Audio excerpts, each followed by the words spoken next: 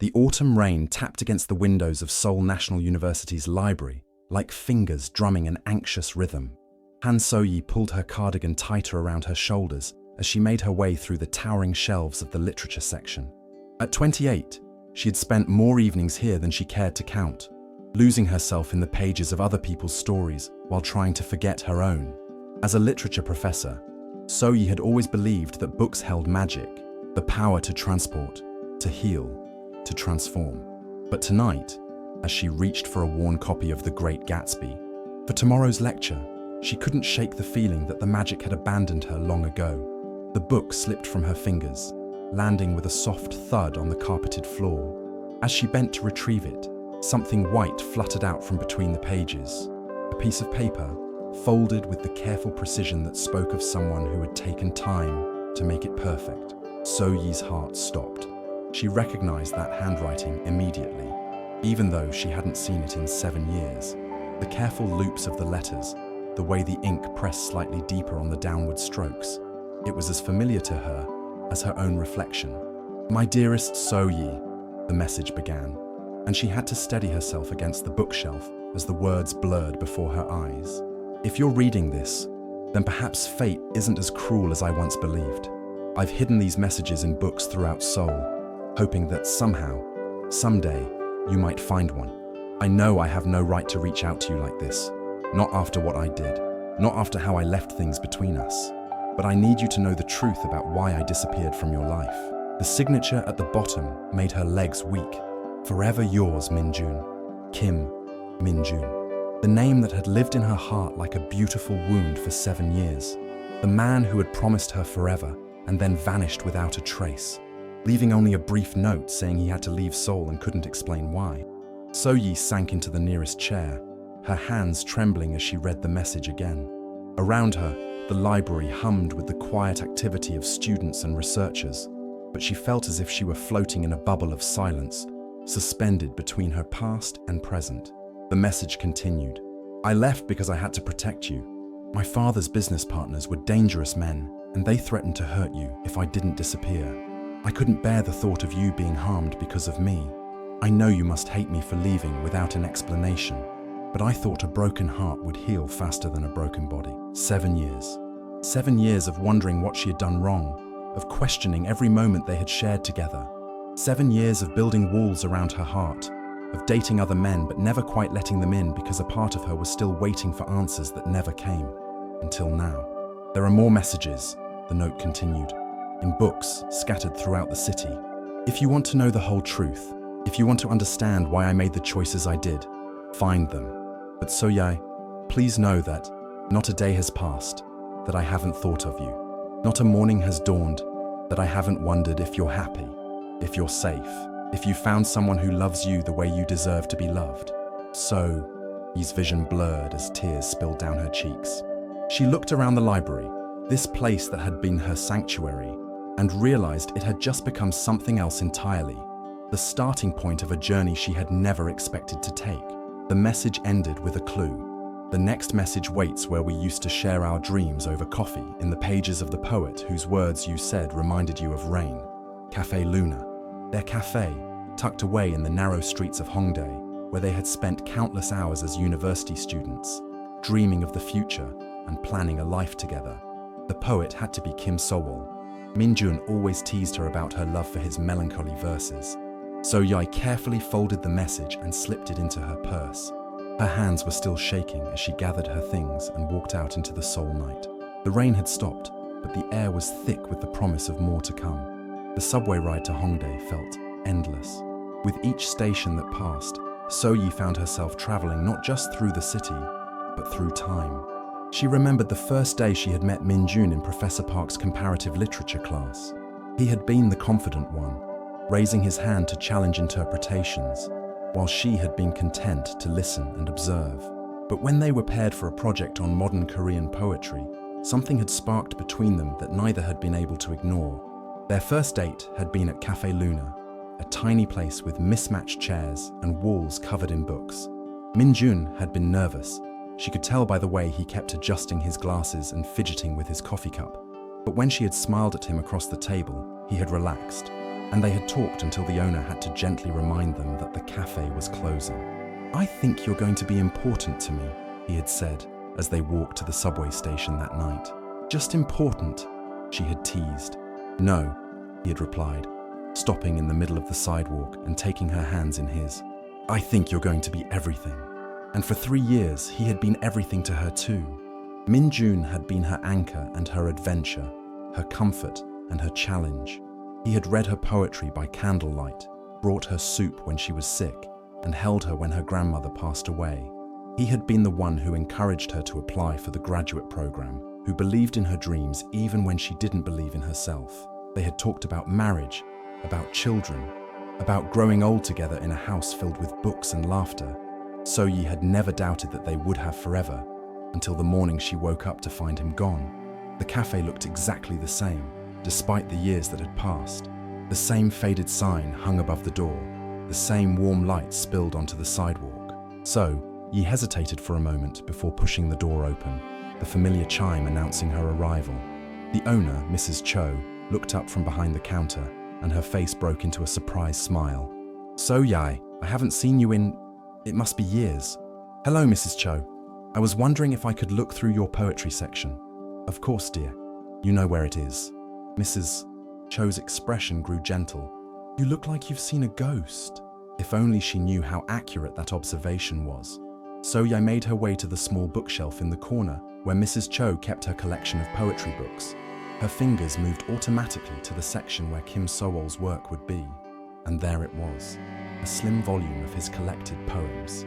She opened it with trembling hands, and there, pressed between the pages of The Road, was another message in Min-jun's handwriting. "So-yi, if you found this, then you remember our special place. Do you remember the night I told you I loved you for the first time? We were sitting at the table by the window, and you were reading So-ol's poem about the azaleas.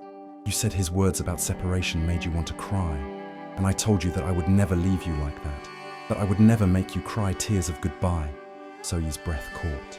She remembered that night perfectly, the way the rain had streaked down the window, how Min-jun had reached across the table to touch her hand, the way her heart had felt like it might burst from happiness when he whispered those 3 words.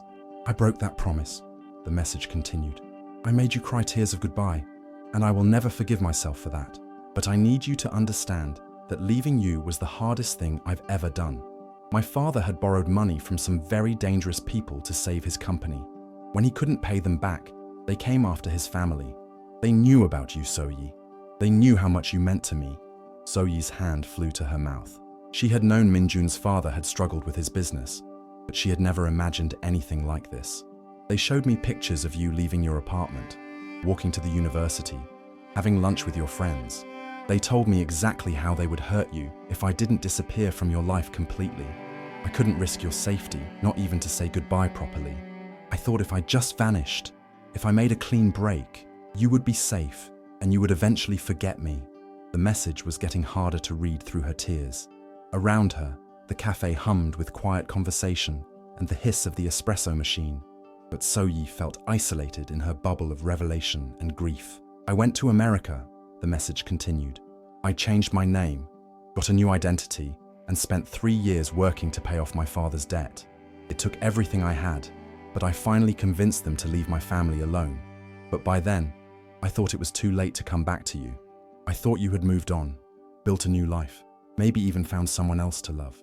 So-yi closed her eyes, remembering those first terrible months after Min-jun had left. She had barely been able to function, let alone think about dating someone else. It had taken her 2 years just to stop crying herself to sleep. "I came back to Seoul last year," the message revealed. "I've been here for almost 12 months, watching you from afar, trying to work up the courage to approach you. I've seen you at the university, at the library, at the bookstore on Insadong where you buy your journals. You're even more beautiful now than you were then, but there's a sadness in your eyes that I know I put there." So-yi's heart was racing. He had been in Seoul for a year. How had she not seen him? How had she not sensed his presence somehow? "I know I don't deserve your forgiveness. I know I don't deserve a second chance. But I couldn't leave Seoul again without trying to explain, without telling you that you were the love of my life, and that losing you was the price I paid for keeping you safe." The message ended with another clue. The next message waits where we celebrated your acceptance to graduate school. In the pages of the book you said changed your life. Kyobo bookstore in Gangnam. They had gone there after she received her acceptance letter, and she had bought a copy of Jane Eyre to commemorate the moment. She had told him that Charlotte Bronte's novel had inspired her to pursue literature, that Jane's strength and independence had shown her who she wanted to become. So-yi carefully folded the message and slipped it into her purse alongside the first one. Her mind was reeling with everything she had learned, but one thought kept pushing through the chaos. Min-jun was alive, he was in Seoul, and he had never stopped loving her. She left the cafe in a daze, barely remembering to wave goodbye to Mrs. Cho. The subway ride to Gangnam passed in a blur of emotion and memory. She thought about all the times over the years when she had felt like someone was watching her, the strange sense of familiarity she sometimes felt in crowded places. Had it been him? Had he really been there, just out of sight, all this time? Kyobo bookstore was still open, its bright lights a welcome beacon in the darkness. So-yi made her way to the classics section, her heart pounding as she searched for Jane Eyre. When she found it, she opened it with trembling hands. The third message was there, waiting for her. "My brave So-yi," it began. "Do you remember what you told me when you got accepted to graduate school? You said you felt like Jane Eyre, finally free to choose your own path. You said you wanted to be strong like her, independent like her, true to yourself like her. I fell in love with your strength that day, with your determination to become the woman you were meant to be." So-yi smiled through her tears. She remembered that conversation, remembered how proud Min-jun had been of her accomplishments, how he had told everyone they met that his girlfriend was going to be a professor. "I've been watching you from afar, and I can see that you became exactly who you dreamed of being. You're respected, accomplished, admired by your students and colleagues. But I also see that you're lonely, and I know that's my fault too. I stole your ability to trust, to open your heart completely to someone new." The observation was painfully accurate. So-yi had dated other men over the years, good men who had wanted to love her, but she had never been able to give them all of herself, always holding something back, always protecting the part of her heart that still belonged to Min-jun. "I don't know if you can ever forgive me," the message continued. "I don't know if there's any way to repair the damage I've done, but I had to try to explain, had to give you the choice of whether to hate me with understanding or to hate me in ignorance." So-yi's hands were shaking as she read the final paragraph of the message. "There's one more message, So-yi, the last one. It's hidden in the place where we made our most precious memory together, in the pages of the book that contains the poem you read to me that night. If you choose to find it, you'll understand everything. If you choose not to, I'll understand that too. I'll disappear again, and this time, I'll never come back. The most precious memory." So-yi knew immediately what he meant. Their last night together, before everything fell apart. They had gone to the rooftop garden of her apartment building, a secret place they had discovered where they could see the entire city spread out below them. Min-jun had brought a blanket and a bottle of wine, and they had lain under the stars, talking about their future. That was the night she had read him Pablo Neruda's Love Sonnet 17, the poem about loving someone quietly, without expecting anything in return. She had chosen it because it captured how she felt about him, that her love was so deep and complete that it didn't need words or gestures to prove itself. It was also the night they had made love for the first time, holding each other as the city lights twinkled below them like earthbound stars. The book would be her copy of Neruda's love poems, the one she had kept on her bedside table for years after Min-jun left, the one she had finally packed away when the sight of it became too painful to bear. So-yi took a taxi home, her mind racing with anticipation and fear. What would the final message say? What truth was still waiting to be revealed? Her apartment was dark and quiet when she arrived. She turned on the lights and went straight to her bedroom closet, where she kept a box of mementos from her relationship with Min-jun. She hadn't opened it in 3 years, but she knew exactly where it was. The book was there, just as she had left it, along with photographs, ticket stubs, and love letters. She lifted it out with reverent hands and opened it to the page where Love Sonnet 16th was printed. The final message was there, longer than the others, written in Min-jun's careful handwriting. "My dearest So-yi, my heart, my home," it began. "If you're reading this, Then you followed the trail of breadcrumbs I left for you, and you know the truth about why I left. I hope you can understand that everything I did was to protect you, even though I know it caused you pain. So, I settled onto her bed, pulling a blanket around her shoulders as she read. I want you to know about the years I spent away from you. I want you to know that I never stopped thinking about you, never stopped loving you.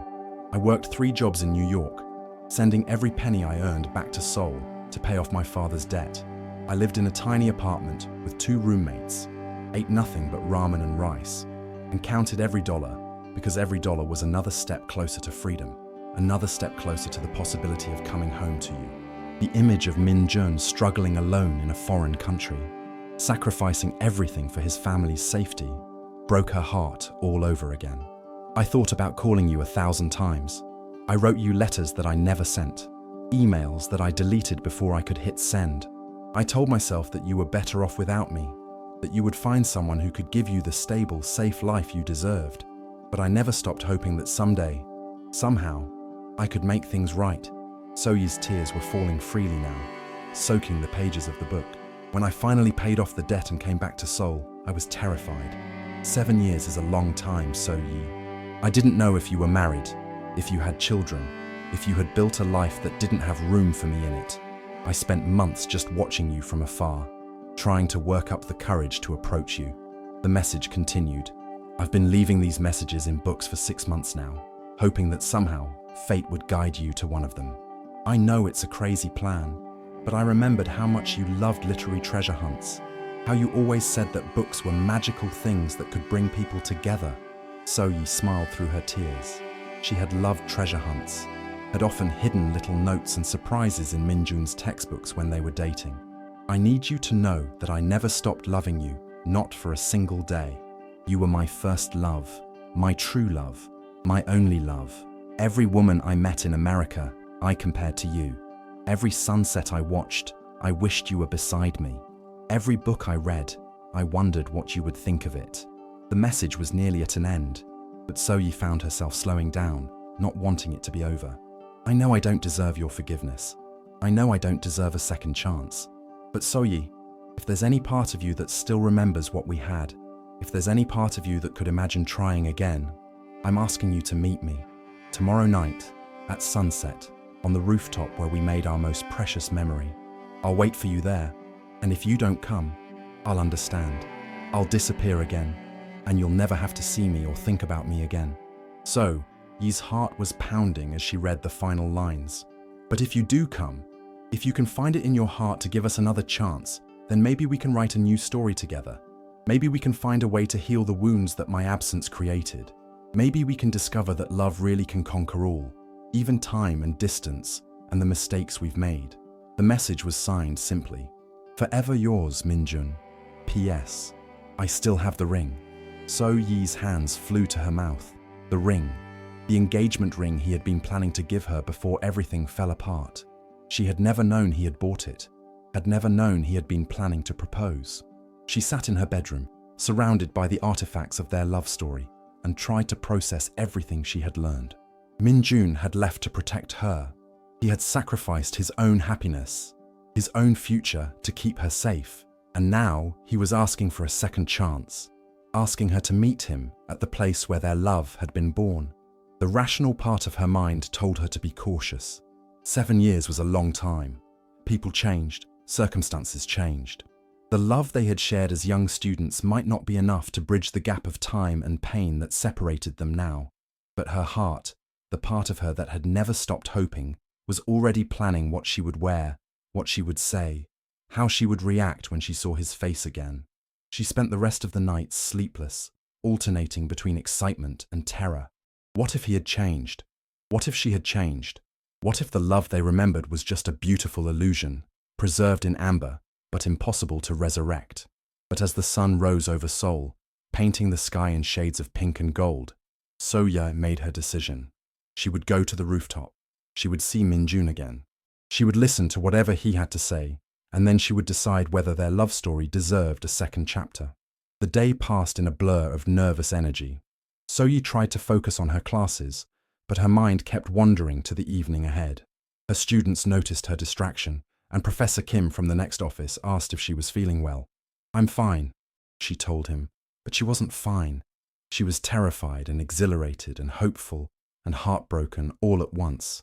As the sun began to set, So-yi made her way to the rooftop of her apartment building. The door was unlocked, just as it had always been, and she climbed the stairs with legs that felt like jelly. Her heart was pounding so hard she was sure it could be heard throughout the building. The rooftop was empty when she arrived, but the sun was still hanging low in the sky, painting everything in golden light. So-yi walked to the spot where she and Min-jun had once spread their blanket, where they had held each other and dreamed of forever. She waited. The minutes ticked by slowly, each one stretching into an eternity. The sun sank lower, and Seoul began to twinkle to life below her. So-yi wrapped her arms around herself, fighting against the growing fear that he wouldn't come, that this had all been some elaborate fantasy. And then she heard footsteps on the stairs. Her breath caught in her throat as a figure emerged from the stairwell. It was him, older, his hair slightly longer, lines around his eyes that hadn't been there before, but unmistakably him. Min-jun stopped when he saw her, his hand gripping the doorframe as if he needed support. They stared at each other across the rooftop, 7 years of separation and longing, stretching between them like a chasm. So-yi drank in the sight of him, the man she had loved, the man she had lost, the man who had just explained why he had broken her heart. "You came," he said finally, his voice rough with emotion. "I came," she replied, her own voice barely above a whisper. They stood there for a long moment, neither knowing how to bridge the gap between them. Then Min-jun reached into his pocket and pulled out a small velvet box. "I told you I still had it," he said, holding up the ring. "I've carried it with me every day for 7 years, hoping that someday I might get the chance to give it to you." So-yi's eyes filled with tears. "Min-jun, I know," he said quickly. "I know it's been too long. I know I hurt you terribly. I know I don't deserve your forgiveness, let alone your love. But So-yi, I had to try. I had to tell you the truth and give you the choice I never gave you before." He took a step closer, and she could see the tears in his eyes, the way his hands were shaking. "I love you," he said simply. "I've loved you every day for the past 7 years. I've loved you through the loneliness and the fear and the guilt. I've loved you in New York and in Seoul, in my dreams and in my waking hours. I've loved you even when I thought I'd never see you again." So I felt something inside her chest crack open like ice breaking up in spring. All the walls she had built, all the defenses she had constructed, came tumbling down in the face of his raw honesty. "I love you too," she whispered. "I never stopped loving you, even when I wanted to, even when I tried to. There's been a Min-jun-shaped hole in my heart for 7 years, and nothing I tried could fill it." He closed the distance between them then, dropping to one knee on the rooftop where they had first made love. The ring box was open in his hands, and inside was a simple, beautiful diamond that caught the last rays of the setting sun. "Han So-yi," he said, his voice breaking. "I know I don't deserve you. I know I've lost the right to ask this of you. But will you marry me? Will you give us another chance? Will you help me spend the rest of my life making up for the years I stole from us?" So-yi looked down at him, this man who had broken her heart, and then spent 7 years trying to protect it. She thought about all the lonely nights, all the questions without answers, all the dreams deferred. And then she thought about the future, about the possibility of writing a new story together, about the kind of love that could survive anything. "Yes," she said, her voice growing stronger. "Yes, I'll marry you. Yes, I'll give us another chance." Min-jun's face crumpled with relief and joy. He slipped the ring onto her finger with trembling hands, and then he was standing, pulling her into his arms, holding her like he never wanted to let her go again. They kissed as the sun set over Seoul. 7 years of longing and pain and love poured into that single moment. When they finally broke apart, both were crying, both were laughing, both were amazed to find themselves here, together, against all odds. "I have so many questions," So-yi said, her hands cupping his face. "So many things I want to know about the years we lost." "We have time," Min-jun replied, pressing his forehead against hers. "We have all the time in the world now. I'm never leaving you again, So-yi. Never." They stood there on the rooftop, as the city lights began to twinkle below them. Two people who had found their way back to each other through messages hidden in books, through the magic of literature and the power of love that refuses to die. And in the distance, if you listened carefully, you could almost hear the sound of a new story beginning. A love story that would be told for generations to come. The story of two hearts that found each other again, guided by words on a page and the unshakable belief that true love always finds a way. The ring on So-yi's finger caught the light from the stars above, and she knew that some stories, the best stories, are worth waiting for. Even if it takes 7 years, even if it takes a lifetime, even if it takes hiding messages in books and hoping that fate will guide them to the right hands at the right time. Love, after all, is the greatest story ever told, and theirs was just beginning again.